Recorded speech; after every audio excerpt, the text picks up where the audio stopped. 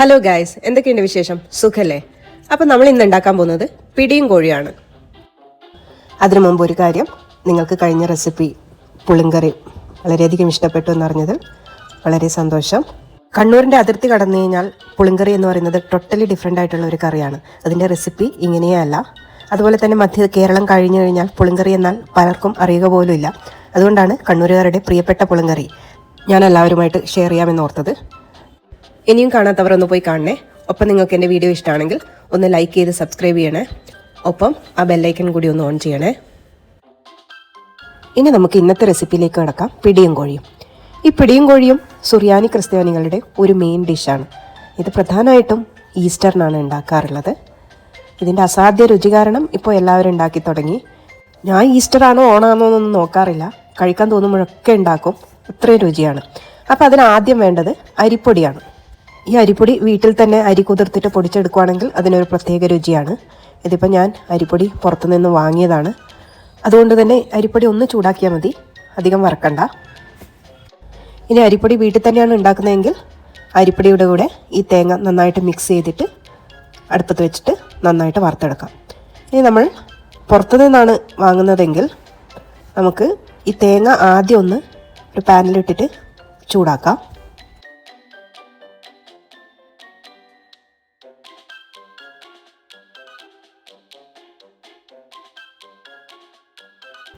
തേങ്ങയൊന്ന് ചൂടാവുമ്പോൾ നമുക്കിതിലേക്ക് അരിപ്പൊടി ഇട്ടിട്ട് ഒന്ന് ചൂടാക്കിയെടുക്കാം.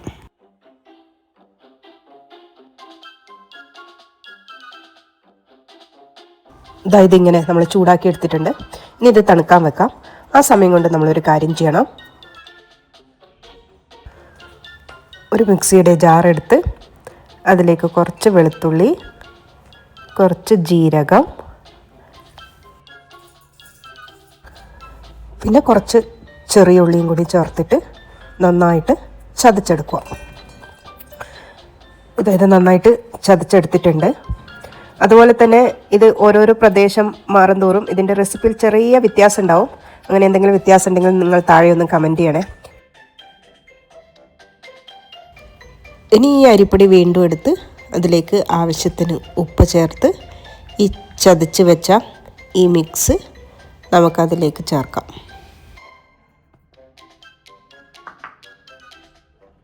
അതിനുശേഷം നല്ല തിളച്ച ചൂടുവെള്ളം ഉപയോഗിച്ചിട്ട് ഇത് നന്നായിട്ട് കുഴച്ചിട്ട് ഇതുപോലെ അങ്ങ് കുഴച്ചെടുക്കുക. ഇത് സാധാരണ ക്രിസ്മസിന് ഉണ്ടാക്കി കാണാറില്ല, ഈസ്റ്ററിനാണ് ഉണ്ടാക്കി കാണാറ്. അപ്പം ഞാൻ പലരോട് ചോദിച്ചിട്ടുണ്ട്, ഇത് എന്തുകൊണ്ടാണ് ഈസ്റ്ററിന് മാത്രം ഉണ്ടാക്കുന്നത്, ക്രിസ്മസിന് ഉണ്ടാക്കാത്തതെന്ന്. ആർക്കും വ്യക്തമായിട്ടുള്ള ഒരു കാരണങ്ങളൊന്നും അറിയില്ല.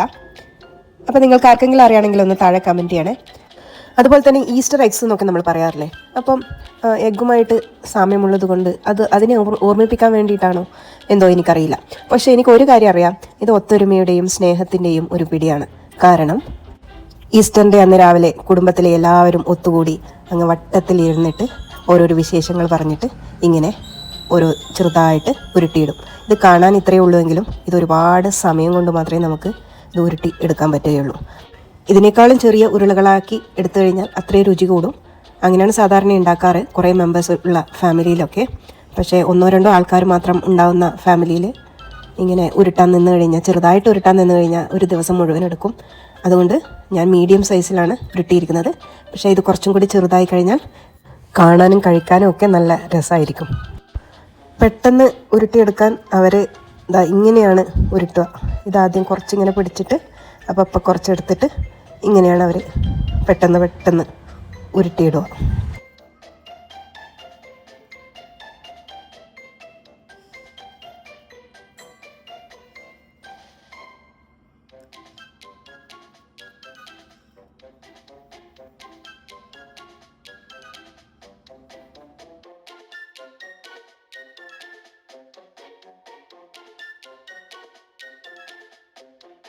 അപ്പോൾ ഒരു സൈഡിൽ അവിടെ നിന്ന് ഉരുട്ടിക്കൊണ്ടിരിക്കുമ്പോൾ ഇവിടെ നമുക്ക് പെട്ടെന്നൊരു ചിക്കൻ കറി ഉണ്ടാക്കുക. ഇഞ്ചി വെളുത്തുള്ളി പേസ്റ്റ് വഴറ്റിയിട്ട് അതിൽ സവാള ഇട്ട് വഴറ്റി, പിന്നെ തക്കാളി ഇട്ട് വഴറ്റി, അതിന് വേണ്ട മസാലകൾ മുളക് പൊടി, മഞ്ഞൾപ്പൊടി ഒക്കെ ചേർത്തിട്ട് നന്നായിട്ടൊന്ന് വഴറ്റിയിട്ട് അതിലേക്ക് ചിക്കൻ ആഡ് ചെയ്ത് ചിക്കൻ നന്നായിട്ട് ഒന്ന് ഫ്രൈ ചെയ്തിട്ട് ആവശ്യത്തിന് വെള്ളം ഒഴിച്ച് കുറച്ചൊന്ന് ചെറുതായിട്ടൊന്ന് തിളക്കുമ്പോൾ കുറച്ച് കറിവേപ്പിലയിട്ട് അടച്ചു വെക്കുക. പിന്നെ ആവശ്യത്തിന് ഉപ്പ് ചേർക്കാൻ മറക്കല്ലേ. അതൊന്ന് പകുതി വെന്ത് വരുമ്പോൾ അതിലേക്ക് കുറച്ച് ചിക്കൻ മസാലയും ചേർത്തിട്ട് കുറച്ച് ആവശ്യത്തിന് വെള്ളവും ചേർത്തിട്ട് നമുക്കൊന്ന് അടച്ച് വെച്ച് വേവിക്കാം. ഇത് ചിക്കൻ റെഡി ആയി കഴിഞ്ഞു. നമുക്കിതൊരു സെർവിങ് ബൗളിലേക്ക് മാറ്റാം. എന്നിട്ട് നമുക്ക് വേറൊരു പാത്രത്തിൽ വെള്ളം ഒഴിച്ചിട്ട് അടുപ്പത്ത് വെക്കാം പിടി ഉണ്ടാക്കാനായിട്ട്. ആ വെള്ളം തിളക്കുമ്പോൾ ഉരുളകൾ ഓരോന്നായിട്ട് ഇട്ട് കൊടുക്കുക. ഓരോന്നായിട്ട് വേണം ഇട്ട് കൊടുക്കാൻ, അല്ലെങ്കിൽ ഒന്നിനു മീതെ ഒന്നായിട്ട് ചിലപ്പം ഒട്ടിപ്പിടിച്ച് അത് കാണാൻ അത്ര നല്ല ഭംഗി ഉണ്ടാവില്ല. അതുകൊണ്ട് സൂക്ഷിച്ചിട്ട് ഇടുക.